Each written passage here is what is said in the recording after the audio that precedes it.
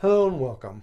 You're watching the Trey Hart Total Heart and Health Transformation 2020.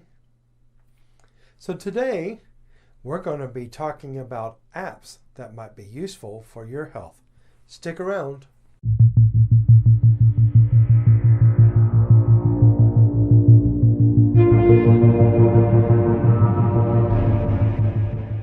One of the things that I like about the modern conveniences of smartphones and computers is that we have apps that we can use. So today I'm going to list 4 apps and the reason why I use them. And as a word of note, these apps may or may not be available in the area that you are in or in the region that you're in. And as far as possible, I'm going to put some links below to both the Android and Apple versions of these apps.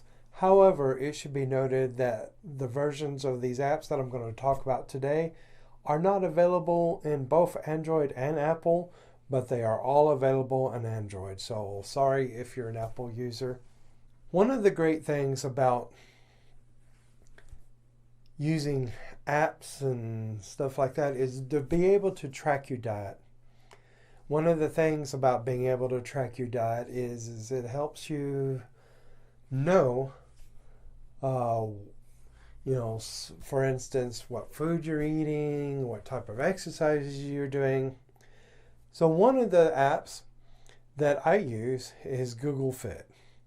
Yes, Google Fit. Now, I know what you're possibly thinking. Google tracks whatever I do. Whether they do or don't, I don't know. Yeah, one of the things I know that Google Fit is a very useful app. It helps me track my walking. So I don't wear Fitbits. I use my phone for tracking my steps. So it helps track my walking. It helps track other exercises that I do as well. So I do what they call HIIT training, high interval intensity training. And one of the things I like to do is Tabata workouts. Yes, I know, Tabata workouts. So one of the things it tracks is that it tracks my fitness as I go throughout the day. It tracks the steps that I do. It tracks how fast I'm doing them, or at least it accumulates them in what they call heart points. So it tracks the steps and then it accumulates how fast you're walking or the type of exercises you're doing to heart points. And this is the evidence base that it uses is the American Heart Association 150 heart points per week. And so because it uses that, that's what it tracks towards you getting. Now this is available on Android and also Apple, and it is available in a lot of regions. While I've got this in the United States, I'm able to use it when I'm in the UK or in other areas. And as far as I know, I've been able to pull it up and get to the app whether I'm in UK or other areas. So as I said, I'm going to put some links below to these apps. So check it out. It may not be available in your area, but hopefully it is. Each of us, when we start doing our lifelong diet, some of the things we want to do is we want to know like what we're cooking, and we want to be able to track what we're cooking. Or some of us, we want things set out for us. So the next app helps you do this. Now this next app is called Cookspiration, and this is actually formulated by the Canadian dietitians, and obviously is available in Canada. It is available in the United States because I use it, and it is also available in the United Kingdom. Now, it does have an Android and it also has an Apple version, and I'm going to put the link to that below. Now, what Cookspiration does is it actually helps you do a diet plan. You know, the last episode that I talked about, you know, should you food prep? While this isn't a food prepping app, it is more diet recipe apps. It allows you to put in your particular diet. So if you're vegan, vegetarian, gluten-free, it allows you to put in those type of diets, and then it will give you 7 days of food based on that diet. Now, one of the things I like about this app is also if you have specific allergies, and it lets you put that in. Now, just to be warned though, when it comes to the allergies, it has you choose your diet first. For example, if you were following the vegetarian diet or some other diet, then some of the things it lets you choose later, like if you have allergies to eggs, or you can look up recipes that don't have eggs in them, or some of the other allergies in them. So it is pretty good, with the exception of that, that some of the allergies, specifically eggs, it puts in later, rather than searching for a diet that's completely free of egg. You have to say later that, by the way, I don't want eggs. But I do like Cookspiration for the fact that not only is it free, it's available on Android and Apple, it's also available on your computers. And because it's available on your computers and you can look up the diets, you can plan out your weeks.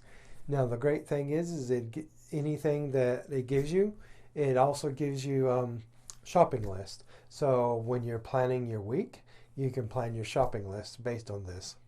One of the things that I used and that I continue to use is called MyFitnessPal. Now, MyFitnessPal has a free version, which is the one I use. It also has a paid version that has some more stuff to it, but I use the free version of it. Now, what I like about MyFitnessPal is it allows you to scan your food that you're eating, the packages, and it puts in the calories, and so it tracks your calories and your carbs and your fats and your sugars. It tracks it all for you, and based on your particular diet plan, it helps you set up a diet plan based on your current weight, or one that you choose. Then it gives you calories, suggested calories, that it will, total up those calories for the day. Now, one of the things about MyFitnessPal as well, it also connects to a lot of other apps. So a lot of the other apps put in the fitness into MyFitnessPal, so it tracks your fitness in that way. It in of itself doesn't track your fitness, for example, walking and whatever, but it connects to other apps that do. So, it connects to other apps such as, Track My Run, Track My Walk. It connects to Fitbit. So when you go to MyFitnessPal, it will have information about the apps that it connects to. And if you so happen to own a device, like a smart device, a smartwatch, it will allow you to connect that to MyFitnessPal. Now, one of the last apps that I use is an app called Multi-Wraps. And I'm sorry, Apple uses, as far as I know, this is not available for Apple. I'm sure there's a similar version available for you, but this is for the Android. And this is the only app that I use that has a paid version. It's under $1 or it's under £1, depending on which currency you're using. And it allows you to put in, it has 4 set things that it does, like push-ups, sit-ups, dips, and squats. And then it also allows you to put 4 other exercises that you're doing.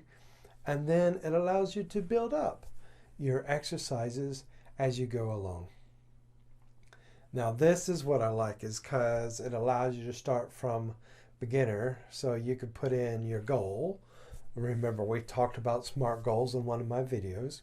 So it allows you to put in your goals for your push-ups, and then sometimes it will say, it'll say, okay, for example, say you want, your ultimate goal is to be able to do 200 push-ups, and then it'll say, well, it's not able to do that goal in like a 10 weeks plan, so then you have to set a lower goal based on your current fitness level, that is, obviously. So now, one of the things that I do like about modern technology is that it has apps such as these. And all of these apps, just so you know, none of them have paid me to say anything about their apps. I'm not getting any kickback from including their apps in my videos or in the information below. So all of these apps you can click on and go to. But just one word of warning about use of apps. One of the things I do like about our modern technology is that there are many apps that are available for tracking your walk, for tracking your run, for tracking your food, for almost anything that you want to do. But be careful when you are choosing your apps. For one, try to make sure that they're from trusted sources. And as far as I know, the apps that I've included today are from trusted sources. But however, I have come across in the past a few sketchy apps. For example, apps, remember when you're choosing your apps that you should always check the permissions that it's asking you for. If it's an app that takes pictures, then it's obvious that it's going to want to have access to your camera settings. But if it's an app that, for example,